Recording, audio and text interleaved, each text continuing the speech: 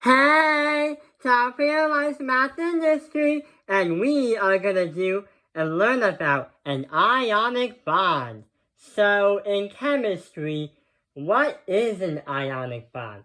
Well, we know a bond has to be two things that kind of come together. And not only that, what's this? Hey, it looks like there's NaCl.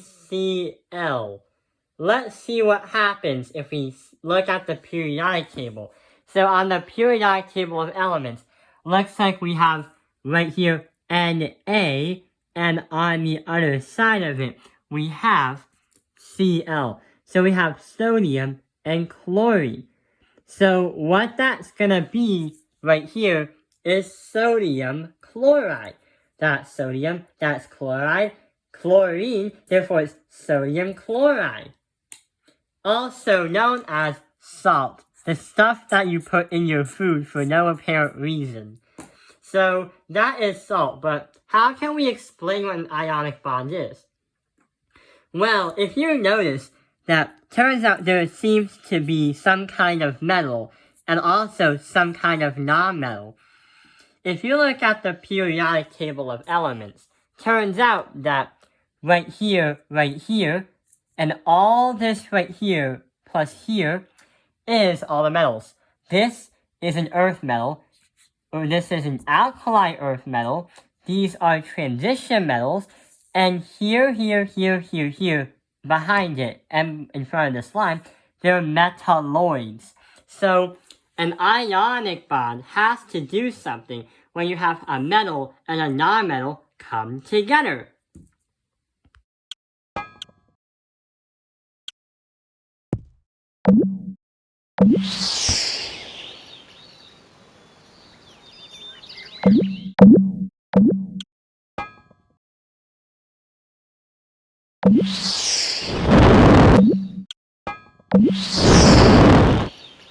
But hang on, how do the ionic bonds work? Well, what we have right here are two things, potassium and oxygen.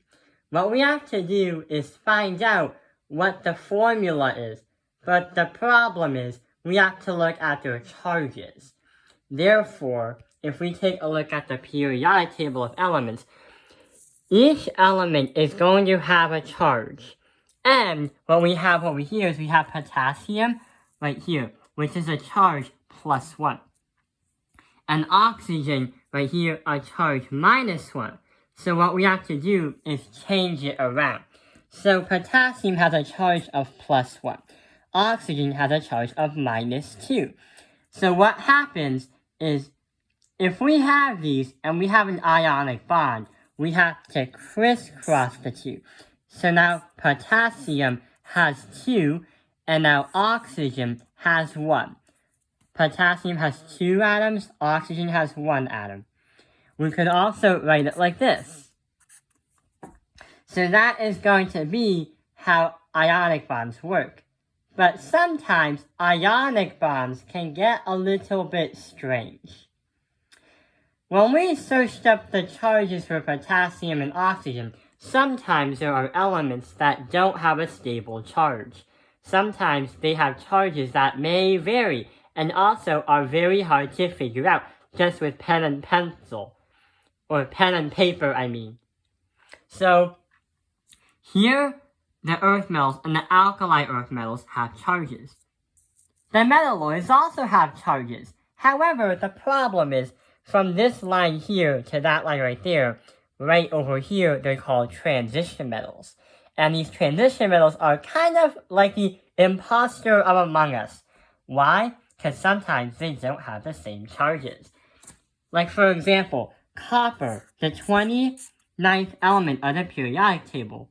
Sometimes it could have a charge of 3, or sometimes it could have a charge of 2. If you want to denote this in chemistry, then what we would have to do is say copper, Cu, 1, 2, 3, Roman numerals, or copper, Cu, 1, 2 Roman numerals. Let's see what happens. So right here we have copper, 3 Roman numerals, oxygen. So copper, 3, oxygen. What that is going to say, that in this scenario, we're going to have Cu on the top of 3 and oxygen on the top of -2.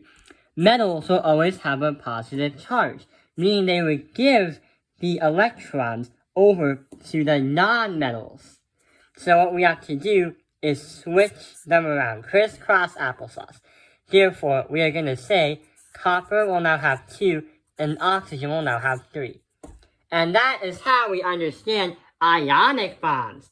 Thank you for watching How Realize Math Industry. Like and subscribe. Hey, How Realize Math Industry, and we are going to take a look at covalent bonds. So, unlike ionic bonds in the last episode, covalent bonds are a little bit different. If ionic bonds are about metals and nonmetals, well, covalent bonds have to do with 2 things that come together that are both nonmetals. If you take a look on the periodic table of elements, on this side, from here to here, here to here, and possibly here, are all nonmetals.